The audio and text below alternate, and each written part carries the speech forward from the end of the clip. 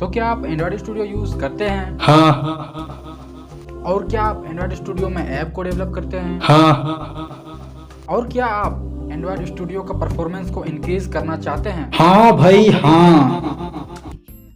तो टेंशन मत लीजिए, आज के इस वीडियो में आपको ऐसा 4 टिप्स बताऊंगा जिसको यूज़ करके आप अपने एंड्रॉयड स्टूडियो के परफॉर्मेंस को इंक्रीज कर सकते हैं, उसका परफॉर्मेंस को बढ़ा सकते हैं। तो चलिए वीडियो को स्टार्ट करते हैं और आपको बताते हैं कि वो ऐसा कौन सा 4 टिप है जिसको यूज़ करके हम अपने एंड्रॉयड स्टूडियो के परफॉर्मेंस को बढ़ा सकते हैं। तो पहले टिप के बारे में बात करें तो पहला टिप है SSD। जी हाँ, आपको SSD यूज़ करना है अपना, चाहे आप लैपटॉप यूज़ कर रहे हैं या आप चाहे PC यूज़ कर रहे हैं। तो अगर आपके पास SSD रहेगा तो आप इसको यूज़ करके, SSD को यूज़ करके आप परफॉर्मेंस को काफ़ी हद तक बढ़ा सकते हैं एंड्रॉयड स्टूडियो का। तो SSD का मतलब, मैं किसी स्पेसिफिक कोई कंपनी को यहाँ पे प्रमोट नहीं कर रहा हूँ। SSD का मतलब है कि कोई ऐसा SSD, चाहे आप कोई भी कंपनी का लीजिए, छोटा ब्रांड बड़ा ब्रांड कोई भी लीजिए, लेकिन बस उसमें रीडिंग और राइटिंग स्पीड ज़्यादा होना चाहिए। मतलब जितना बेहतर उसका रीडिंग और राइटिंग स्पीड होगा उतना बेहतर आपका SSD काम करेगा यहाँ पे एंड्रॉयड स्टूडियो में या कोई भी सॉफ्टवेयर में। तो यहाँ पे फिलहाल हम एंड्रॉयड स्टूडियो के बारे में बात कर रहे हैं। तो एक ऐसा SSD लीजिए जिसका रीडिंग और राइटिंग स्पीड अच्छा हो। तो यहाँ पे आप मिनिमम 250 GB SSD को लगवा लीजिए, जो कि काफ़ी बेहतर होता है। और रहा बात, मैं आपको SSD लगाने क्यों बोल रहा हूँ, क्योंकि SSD लगवाने से आपका विंडो का भी परफॉर्मेंस बढ़ जाता है। तो यहाँ पे विंडो का परफॉर्मेंस मैं क्यों बढ़ाने बोल रहा हूँ, क्योंकि जो आप मान के चलिए आप एंड्रॉयड स्टूडियो का परफॉर्मेंस को बढ़ाना चाह रहे हैं, लेकिन उससे पहले अगर हम जिस प्लेटफॉर्म पे एंड्रॉयड स्टूडियो रन होता है उस प्लेटफॉर्म का ही अगर स्पीड हम बढ़ा दें तो ऑटोमेटिकली मेरा एंड्रॉयड स्टूडियो का स्पीड भी बढ़ जाएगा। इसी के लिए अगर हम SSD लगाएंगे तो विंडो का परफॉर्मेंस तो बढ़ेगा ही, साथ साथ में वहाँ पे अगर रन हो करेंगे हम वहाँ पे एंड्रॉयड स्टूडियो को, तो उसका भी परफॉर्मेंस बढ़ जाएगा। अब चलिए आप थोड़ा हमें कमेंट करके बताइए कि आप अभी फ़िलहाल SSD को यूज़ कर रहे हैं या HDD को यूज़ कर रहे हैं। तो आप कमेंट करके फटाक से हमको बताएं। तो वैसे तो मैं अभी फ़िलहाल SSD यूज़ कर रहा हूँ, मेरा हार्ड डिस्क था, लेकिन वो परफॉर्मेंस नहीं मिल रहा था मेरा एंड्रॉयड स्टूडियो में, बहुत ज़्यादा लैग कर रहा था, बहुत ज़्यादा कभी कभी ओपन ही नहीं हो रहा था। तो इसी के लिए मैंने जाके SSD को हटवा दिया, हार्ड डिस्क हटवा के उसको SSD में चेंज कर दिया, एक्सचेंज कर दिया। तो आप हमें कमेंट करके बताएं कि आप फ़िलहाल अभी कौन सा यूज़ कर रहे हैं, SSD या हार्ड डिस्क। SSD लगवाने से एक और फ़ायदा हो जाएगा कि आपका एंड्रॉयड स्टूडियो तो इम्प्रूव होगा ही उसका परफॉर्मेंस में, लेकिन उसके साथ साथ में आप जो क्रोम या फायरफॉक्स को यूज़ करते हैं वेब ब्राउज़र के तौर पे, कोई चीज़ आपका एरर आ गया या किसी में आप फंस गए कोई चीज़ में, तो उसके लिए आप अगर ये स्टैक ओवरफ्लो या कोई भी चीज़ के में सर्च करते हैं गूगल में, तो उसका भी परफॉर्मेंस बढ़ जाएगा ऑटोमेटिकली, क्योंकि ब्राउज़र में जब कोई चीज़ हम सर्च करते हैं 5-10 से ज़्यादा टैब हो जाता है तो वो भी परफॉर्मेंस थोड़ा कम देने लगता है। तो इससे आपका ब्राउज़र का परफॉर्मेंस भी इंक्रीज़ हो जाएगा ऑटोमेटिकली। तो सेकेंड नंबर टिप के बारे में बात करें तो सेकेंड नंबर टिप है रैम। जी हाँ, एंड्रॉयड स्टूडियो ऑफिशियली कहता है कि आपको एंड्रॉयड स्टूडियो रन करने के लिए 8 GB रैम का ज़रूरत है। लेकिन अगर आपके पास 16 GB या 32 GB अगर आपके पास रैम है, 32 तो काफ़ी ज़्यादा हो जाएगा, लेकिन अगर आपके पास 16 GB रैम है तो आप काफ़ी हद तक इम्प्रूव कर सकते हैं एंड्रॉयड स्टूडियो का परफॉर्मेंस को।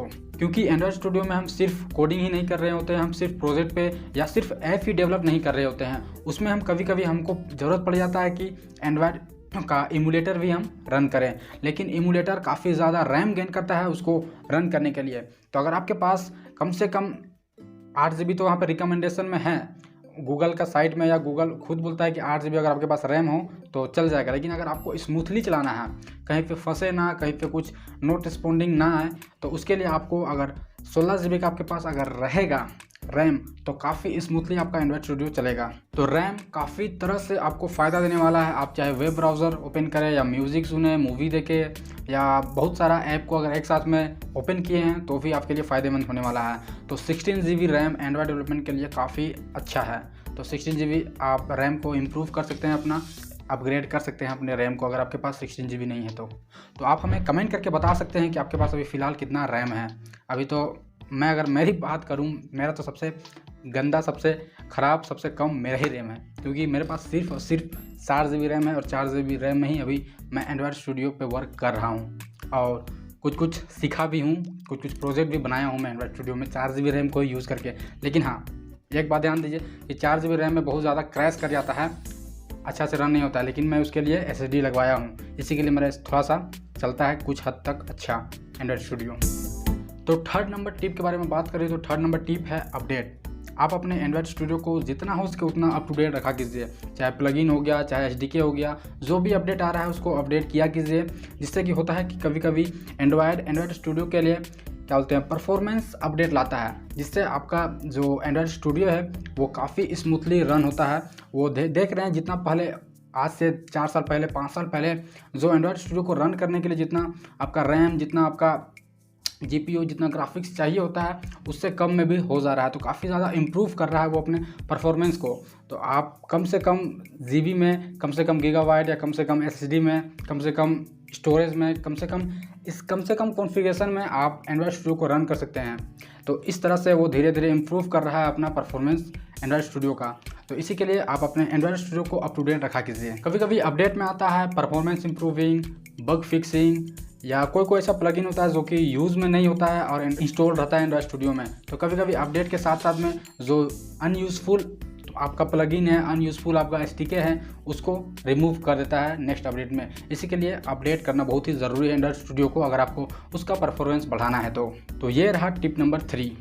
तो चलिए लास्ट और 4th टिप नंबर के बारे में बात कर लेते हैं। और टिप नंबर 4 है सिंगल प्रोजेक्ट। सिंगल प्रोजेक्ट करने का मतलब ये है कि आप एक समय में एक ही प्रोजेक्ट को ओपन कीजिए, अगर पॉसिबल हो तो। कभी कभी पड़ जाता है एक से ज़्यादा प्रोजेक्ट को ओपन करना, लेकिन अगर आपके पास पॉसिबल है तो एक ही प्रोजेक्ट को एक बार में ओपन कीजिए।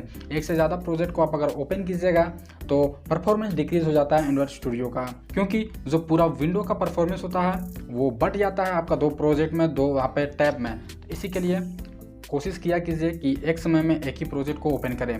तो जो मैं आपको जो फर्स्ट में 2 टिप्स बताया हूँ, एक एसएसडी और दूसरा है आपका क्या, रैम, ये दोनों के बिना आपका जो तीसरा और चौथा में टिप्स मैं आपको बताया हूँ वो पॉसिबल नहीं है। तो अगर आपको एंड्रॉयड स्टूडियो स्मूथली रन करना है तो आपको एक अच्छा हार्डवेयर चाहिए होगा। तो ये रहा 4 टिप्स जो कि अगर आप इसको फॉलो कीजिएगा तो आपका एंड्रॉयड स्टूडियो का परफॉर्मेंस काफ़ी इंक्रीज़ हो जाएगा। तो ये टिप्स जानकर आपको कैसा लगा हमें कमेंट करके ज़रूर बताएं। वीडियो को लाइक करें, शेयर करें, चैनल पर नए हैं तो सब्सक्राइब कर लें एंड्रॉयड और कोडिंग से जुड़ी हुई ऐसे ही नॉलेजेबल वीडियो पाने के लिए। तो मैं मिलता हूँ आपसे अलग वीडियो में कुछ ऐसे ही टिप्स एंड ट्रिक्स लेकर नॉलेजेबल वीडियो के साथ। इंस्टाग्राम पे फॉलो करना चाहते हैं तो फॉलो कर लीजिए। तब तक बाय रहेगा।